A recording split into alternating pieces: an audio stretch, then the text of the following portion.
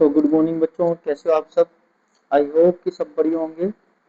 तो आज का जो हमारा टॉपिक है वो है some basic concepts of chemistry.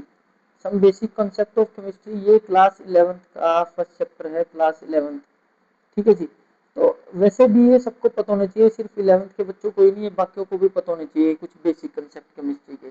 तो क्या रहेगा बेटा इसमें, सबसे पहले हम शुरुआत करते हैं एटम से। ठीक है जी। एटम।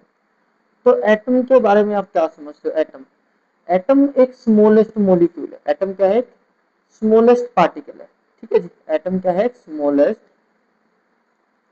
पार्टिकल है विच मे और मे नॉट एग्जिस्ट, विच मे या मे नॉट एग्जिस्ट। ठीक है जी। तो एटम क्या है, स्मॉलेस्ट पार्टिकल है विच मे और मे नॉट एग्जिस्ट, जो एग्जिस्ट कर भी सकता है और नहीं भी करता।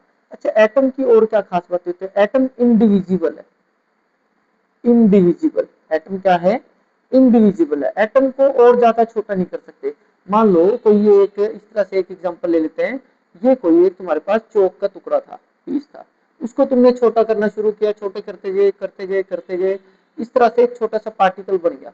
ठीक है जी। अब तुम इस हद तक आ गए हो छोटा करते करते उसको, चौक को, कि इससे ज्यादा अब उसको छोटा नहीं कर सकते। ठीक है जी, इससे ज्यादा छोटा नहीं हो सकता वो। ठीक है।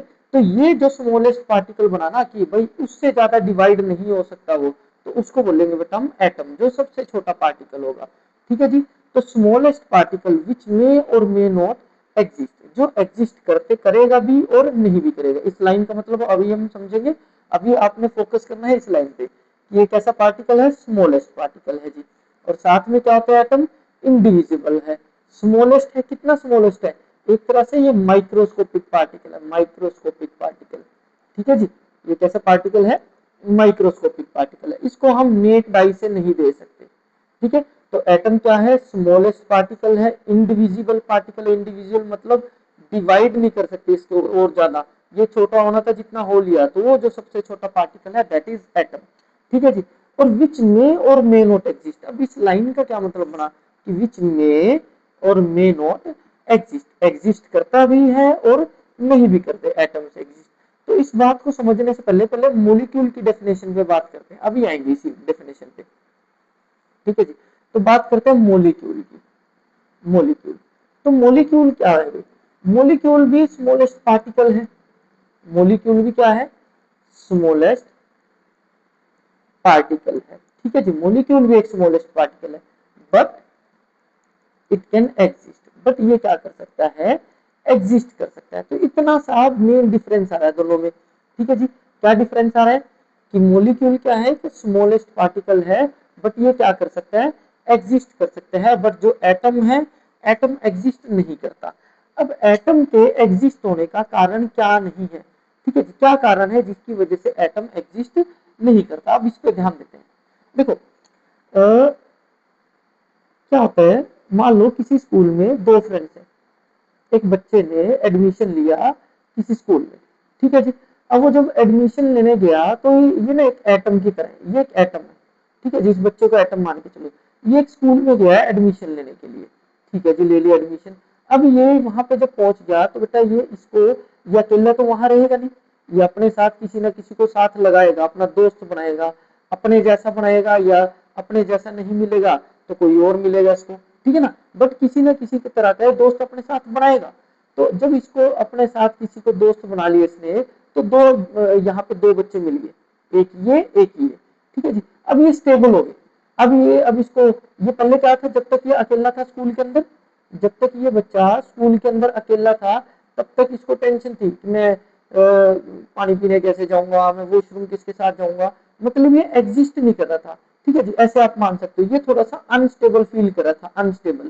ठीक है जी। बट जैसे ये स्कूल में गया, इसने अपने साथ एक दोस्त बनाया अपना। ठीक है जी। और जब इसने अपने साथ दोस्त बनाया तो ये कैसा फील करना शुरू कर गया, स्टेबल फील करने लग गया। ठीक है जी। तो ये जब दो दोस्त मिले तो ये एक तरह से बन गया मॉलिक्यूल। ये क्या बन गया, मॉलिक्यूल। और जब तक वो अकेला था तब तक हम उसको क्या कह सकते हैं, वो क्या था, एटम था। तो एटम से मॉलिक्यूल बनते कैसे हैं और क्यों बनते हैं उसकी बात हम अभी करेंगे। तो एटम से मॉलिक्यूल बनते कैसे, मान लो एटम एक सिंगल है, जब दो या दो से ज्यादा एटम्स आपस में कंबाइन हो जाते हैं, ये एटम है, जब दो एटम्स, ठीक है जी, या दो से ज्यादा एटम्स आपस में कंबाइन हो जाते हैं तो बेटा वो क्या बन जाते हैं, मोलिक्यूल्स बन जाते हैं। वो क्या बन जाते हैं, मोलिक्यूल्स बन जाते हैं। ठीक है, जितनी बात समझ में आ गई होगी। तो यहाँ पे आपको इतना तो पता लग गया होगा कि एटम भी स्मॉलेस्ट पार्टिकल है और मोलिक्यूल भी कैसा है, स्मॉलेस्ट पार्टिकल है। ठीक है जी, एटम एग्जिस्ट नहीं करता, कुछ करते भी हैं बट बहुत से एटम एग्जिस्ट नहीं करते, मे और मे नॉट एग्जिस्ट। पर जो हमारे पास मोलिक्यूल था, स्मॉलेस्ट पार्टिकल था, ये भी मतलब स्मॉलेस्ट पार्टिकल था, बट ये क्या करता था बेटा, एग्जिस्ट करता था। तो अब हम इसी रीजन पे जाएंगे, इसी रीजन पे हम बात करेंगे कि एटम क्यों नहीं एग्जिस्ट करते और मोलिक्यूल्स क्यों एग्जिस्ट करते हैं। ये बात आप समझ होंगे कि एटम एक ये पार्टिकल है, ठीक है, जब दो या दो से ज्यादा एटम्स आपस में कंबाइन हो जाएंगे तो किसकी फॉर्मेशन करेंगे, मोलिक्यूल की फॉर्मेशन करेंगे। चलिए जी, बात करते हैं हम एक कि एटम क्यों नहीं एग्जिस्ट करता, वो मोलिक्यूल क्यों बनाना चाहता है। ठीक है जी, तो कोई एटम का एग्जांपल ले लेते हैं, जैसे ऑक्सीजन। ठीक है जी, अब ऑक्सीजन, ऑक्सीजन का एटॉमिक नंबर है बेटा 8। अभी आपको एक मिनट के लिए एटॉमिक नंबर मान लो, ये 10th क्लास में हमने पढ़ा भी है, एटॉमिक नंबर है इसका 8। तो इसकी कॉन्फ़िगरेशन हुई है इसकी 2 6। तो ये जो 6 है ना, के एल, ये जो शेल है, लास्ट शेल, इसमें जो इलेक्ट्रॉन है इसको बोलते हैं वैलेंस शेल। क्या बोलते हैं बेटा इसको हम, वैलेंस शेल बोलते हैं इसको। लास्ट शेल को क्या बोलते हैं, वैलेंस शेल। अब ये जो ऑक्सीजन था, इसके वैलेंस शेल में 6 इलेक्ट्रॉन्स हैं। इन 6 इलेक्ट्रॉन्स को बोल देंगे वैलेंस इलेक्ट्रॉन। क्या बोल देंगे, वैलेंस इलेक्ट्रॉन। ठीक है जी, जो भी लास्ट शेल होगा बेटा, लास्ट शेल को हम क्या बोलेंगे, वैलेंस शेल। और वैलेंस शेल में जो भी इलेक्ट्रॉन्स होंगे उनको हम क्या बोलेंगे, वैलेंस इलेक्ट्रॉन्स बोलेंगे। तो ये ऑक्सीजन था, ऑक्सीजन के 6 वैलेंस इलेक्ट्रॉन है, मैं ऐसे मान लेता हूँ ऑक्सीजन के 6 वैलेंस इलेक्ट्रॉन है। एक मिनट, ऑक्सीजन के कितने वैलेंस इलेक्ट्रॉन है, 6। इस तरह से बना देते हैं, 2 4 और 6। ऐसे ही नेचर में, इन्वायरमेंट में एक और ऑक्सीजन घूम रहा है, तो उसके पास भी 6 वैलेंस इलेक्ट्रॉन होंगे। ठीक है जी, कोई दिक्कत नहीं है, 6 वैलेंस इलेक्ट्रॉन इसके पास है, 6 वैलेंस इलेक्ट्रॉन इसके पास है।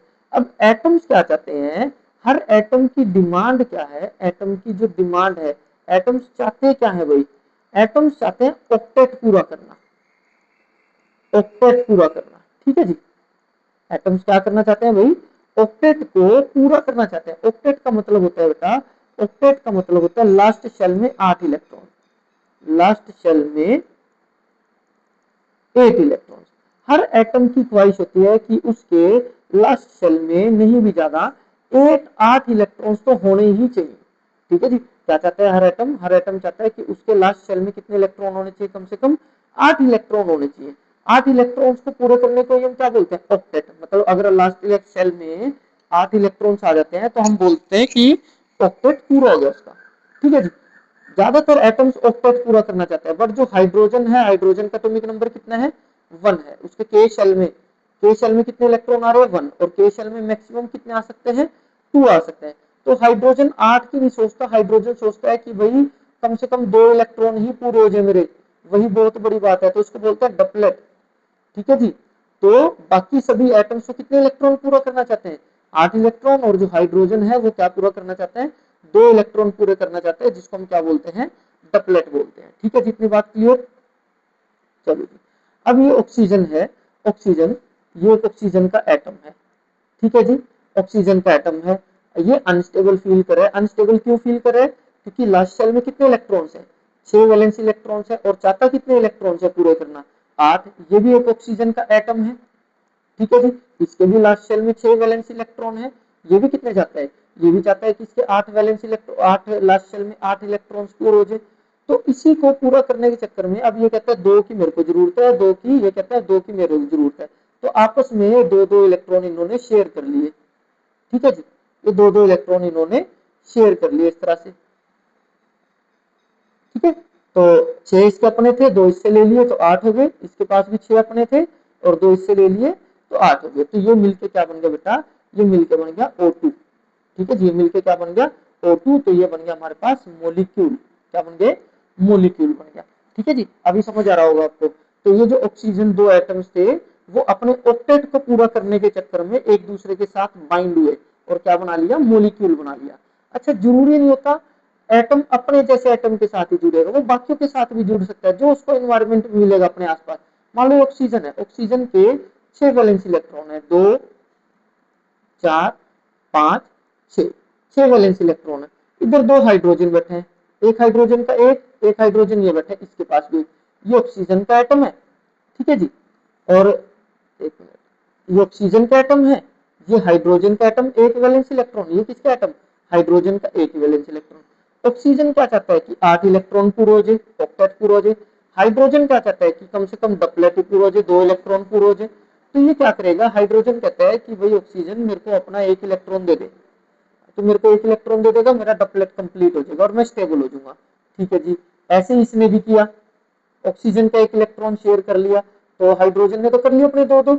अब ऑक्सीजन कहेगा भाई तुमने मेरे से एक एक इलेक्ट्रॉन लिया है, तो मैं भी तुम दोनों से एक एक इलेक्ट्रॉन लूंगी और ठीक है अपना ऑक्टेट पूरा करूंगी। तो ये बन गया बेटा बॉन्ड, ठीक है जी। इनको बोलते हैं, ये बॉन्डिंग आपने शायद 10th में पढ़ी होगी, इसको बोलते हैं कोवेलेंट बॉन्डिंग, जिसमें एटम्स एक दूसरे के इलेक्ट्रॉन्स को शेयर करते हैं। देखो कई तरह की बॉन्डिंग होती है, आयनिक बॉन्डिंग, कोऑर्डिनेट बॉन्ड, उसकी बात हम बाद में करेंगे, अभी बॉन्डिंग की बात नहीं करें, ठीक है जी। अभी हम बात करें कि हर एटम चाहता क्या है। देखो यहाँ पे 8 ऑक्सीजन ने 8 इलेक्ट्रॉन पूरे कर लिए, इसने 2 पूरे कर लिए, इसने 2 पूरे कर लिए। कैसे पूरे किए, शेयरिंग करके इलेक्ट्रॉन्स की, ठीक है जी। इलेक्ट्रॉन्स को शेयर कर लिया आपस में एक दूसरे के साथ, तो इसको ये कोवेलेंट बॉन्डिंग बन गई एक तरह से, और ये आपस में जुड़ गए सारे के सारे। तो अब ये क्या बन गया, 2 H और O मिलके क्या बन गया, H2O। तो ये भी क्या है बेटा, ये भी क्या बन गया, एक मोलिक्यूल बन गया, ठीक है जी। तो मोलिक्यूल बेसिकली क्या होता है, जब दो या दो से ज्यादा एटम्स आपस में कंबाइन होते हैं तो वो क्या बनता है, मोलिक्यूल बन जाता है, ठीक है जी। इसी तरह से आप बहुत भी एग्जांपल ले सकते हो। मान लो क्लोरीन का एग्जांपल ले लेते हैं, ये क्लोरीन है, एक क्लोरीन का एटम है। क्लोरीन की कॉन्फ़िगरेशन, एटॉमिक नंबर होता है 17 287, ऐसे ही इसका भी 287, ठीक है जी। इस क्लोरीन का भी 287, कितने वैलेंस इलेक्ट्रॉन है बेटा, 7 वैलेंस इलेक्ट्रॉन है। तो इसको बना दो यहाँ पे 2 4 6 और एक 7, ऐसे यहाँ पे 2 4 6 और एक 7।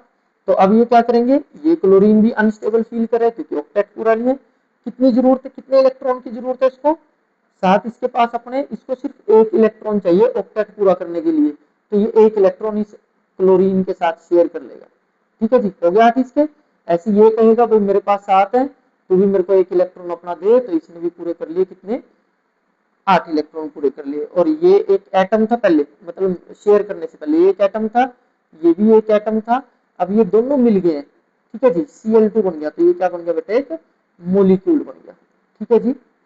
तो एटम से मोलिक्यूल बनने का कारण आप सबको पता लग गया होगा, एटम से एटम मोलिक्यूल क्यों बनाते हैं, ठीक है जी। एटम मोलिक्यूल क्यों बनाते हैं, क्यों बनाते हैं भाई, ठीक है, अपना ऑक्टेट पूरा करने के लिए, ऑक्टेट या डबलेट कंप्लीट करने के लिए, डबलेट कंप्लीट करने के लिए, ठीक है जी, करने के लिए।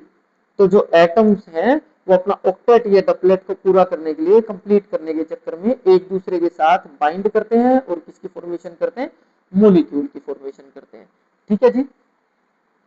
चलो नेक्स्ट आते हैं हम।